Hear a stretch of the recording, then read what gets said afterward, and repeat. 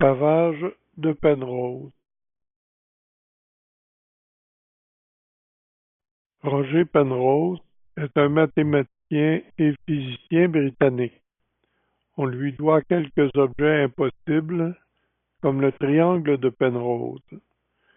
Ces dessins présentent une ambiguïté car on ne peut les interpréter comme l'exacte représentation d'un objet réel projeté sur un plan.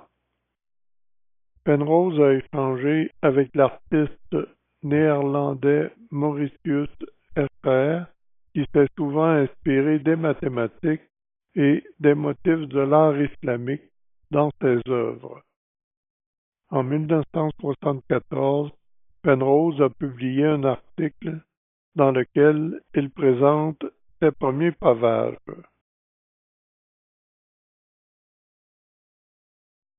Rappelons tout d'abord que les pentagones convexes et étoilés sont reliés au nombre d'or représenté par la lettre grecque π.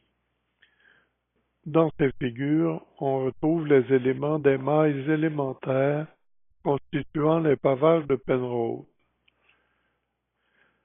En utilisant le triangle aigu de cette figure, Penrose construit la maille appelée cerf-volant et avec le triangle obtus, il construit la maille appelée fléchette.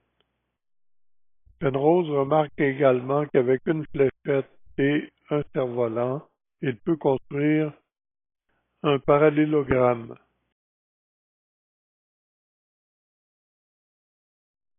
En utilisant ce parallélogramme, Penrose pave le plan de façon périodique.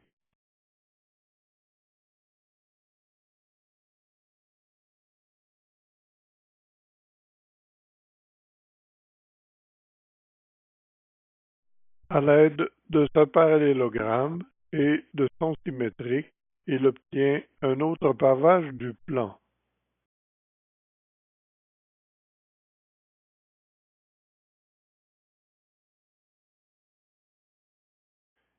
Penrose peut également disposer ses mailles de façon à obtenir une structure décagonale.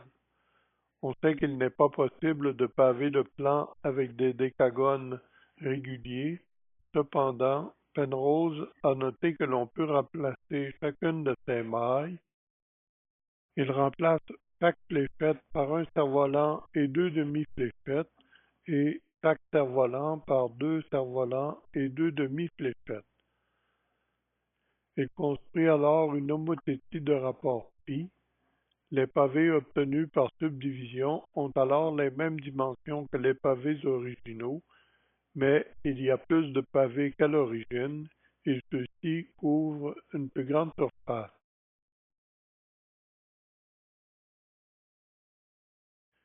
Il recommence la substitution des pavés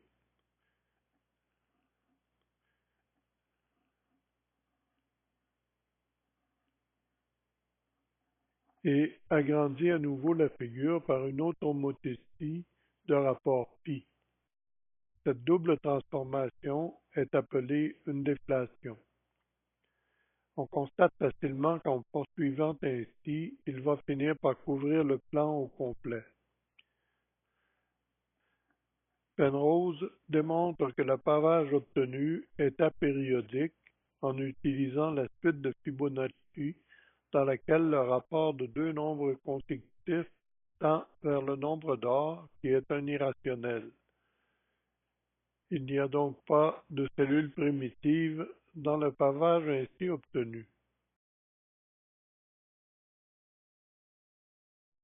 Au printemps 1982, un chercheur israélien, Daniel Fettman, en séjour à Washington, étudie la diffraction électronique du mélange aluminium-manganèse.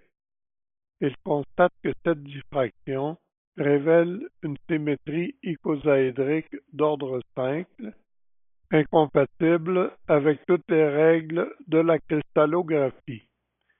Il avait découvert le premier quasi-cristal.